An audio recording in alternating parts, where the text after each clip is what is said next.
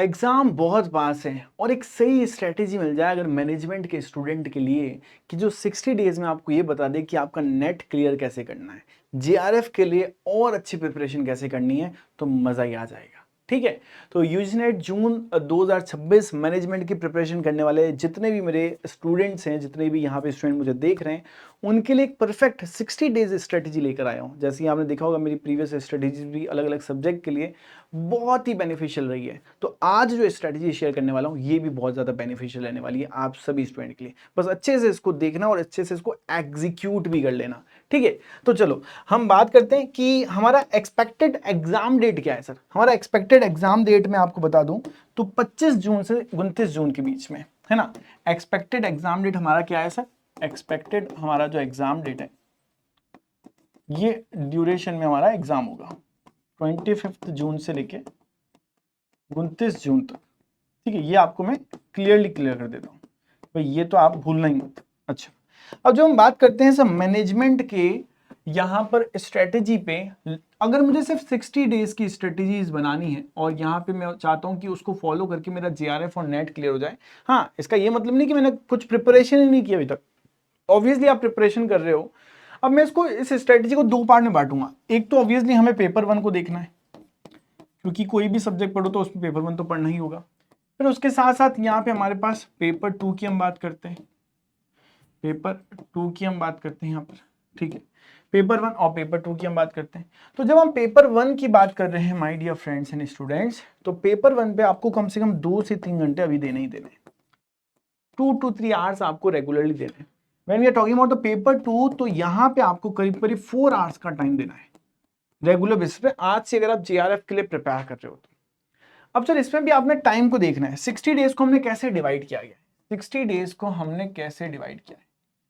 ये 60 डेज हैं। पहले तो एक चीज ध्यान रखनी है कि रिवीजन, आप जो भी टॉपिक पढ़ रहे हो उसका रिवीजन रेगुलर बेसिस पे करना है, रिवीजन रेगुलर बेस पे करना है। जो भी टॉपिक आज पढ़ा है उसका रिवीजन आज।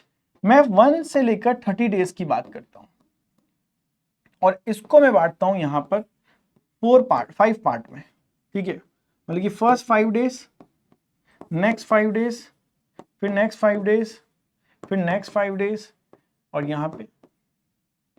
ठीक है, यहाँ पे हमारे पास तो ये 25 दिन का पार्ट मैं बता रहा हूँ आपको। ये जो 25 डेज है ना, इस 25 डेज में 4+1 की स्ट्रेटेजी अपनाओ। 4 दिन आप एक यूनिट पढ़ो, एक यूनिट आपने 4 दिन पढ़ा, यूनिट 1 आपने पढ़ा। फिर आपने 4 दिन आपने दूसरा यूनिट पढ़ा, यूनिट 2 पढ़ा +1 डे। फिर आपने चौथे दिन, फिर आपने 4 दिन यूनिट है ना तीसरा पढ़ा। फिर आपने यहाँ पे यूनिट अलग पढ़ा, फिर यहाँ पे आपने यूनिट अलग पढ़ा। कितने यूनिट हो गए हमारे पास? करीब करीब 5 यूनिट हमने कंप्लीट कर लिए। ये जो +1 डे है, 4 डे के अंदर एक यूनिट मेरे ख्याल से अच्छे से कंप्लीट किया जा सकता है अगर आपने अच्छे से उसको थोड़ा बहुत पढ़ रखा है, या फिर 4 days are the enough, I am think, है ना। तो 4 डेज आर द इनफ। अब ये जो एक दिन बचा है, एक दिन में बैठ के उसके एमसीक्यू और पीवाईक्यू प्रैक्टिस करनी है और कहीं पे भी ध्यान नहीं देना है, सिर्फ एमसीक्यू और पीवाईक्यू प्रैक्टिस करनी है। अब जो लास्ट 5 डेज बच्चे मैंने यहाँ पे रख रखे हैं, ये जो लास्ट 5 डेज हमारे पास हैं, ये 5 डेज में आपको क्या करना है सर? यहाँ पर अपने टेस्ट को देना है और यहाँ पे आपको देखना है कि आप कौन से एरिया में इंप्रूवमेंट मांगते हो। सर, आप कौन से एरिया में आपको इंप्रूवमेंट की जरूरत है। अगर आपको लगता है कि कोई यूनिट आपको टफ लगती है तो वो इस 5 दिन में आपको इंक्लूड करके चलनी है स्टूडेंट्स। फिर सेम जर्नी को हमें थोड़ा सा स्किल स्पीड के साथ बढ़ाना है नेक्स्ट 30 डेज के लिए।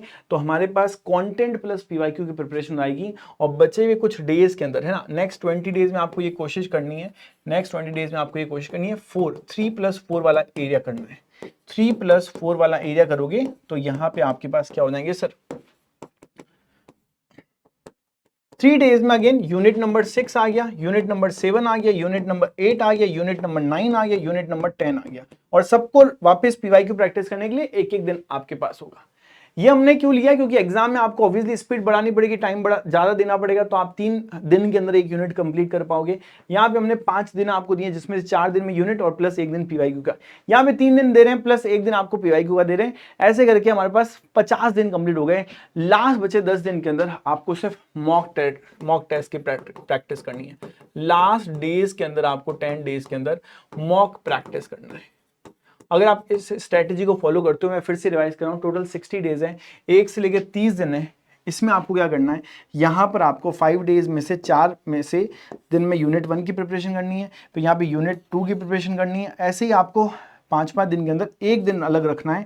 वो एक दिन आपके पीवाईक्यू की प्रैक्टिस का है, ये एक दिन आपकी पीवाईक्यू की प्रैक्टिस का है। सभी स्टूडेंट को बता दूं, ये एक दिन आपकी पीवाईक्यू की प्रैक्टिस का है। ऐसे करके हमारे पास 25 दिन हो गए। 5 दिन में आपको टेस्ट देना है, जैसे कि आप इंप्रूव कर पाओ अपने आप को, ठीक है। अच्छे से टेस्ट देना है, अलग टॉपिक पढ़ना है, इंप्रूवमेंट कहाँ कहाँ चाहिए, वो 5 यूनिट तो बेस्ट होनी चाहिए हमारी, ठीक है। उसके बाद जो नेक्स्ट 20 डेज होंगे उसमें 3 दिन में, क्योंकि आपने अपनी बहुत सारी प्रॉब्लम्स को सॉल्व किया, आपने अंदर इंप्रूवमेंट लेकर आए हो, तो 3 दिन में you will able to do the complete 1 unit. Unit number 6, 7, 8, 9 और 10 हमने कंप्लीट किए। एक एक दिन हमने यहाँ पे भी हमने रखा है जिसमें हम अपने पीवाईक्यू प्रैक्टिस कर पाएंगे, और जो बच्चे हुए 10 दिन है फिर पूरा का पूरा एक साथ मॉक टेस्ट दे पाएंगे, ठीक है बच्चा। ये स्ट्रेटजी फॉलो कर लो, मैनेजमेंट ले जाओ इस बार जून के अंदर। जितने भी स्टूडेंट इस स्ट्रेटजी को फॉलो करेंगे, सही से फॉलो करेंगे, तो ये 60 दिन भी आपको बहुत ज्यादा नंबर देगा, ठीक है। बहुत ज्यादा प्रिपरेशन करा देगा, पता भी नहीं चलेगा, बट कंसिस्टेंसी रखना बहुत जरूरी है। मिलते हैं अगले सेशन में, till then take care, bye bye, thank you so much.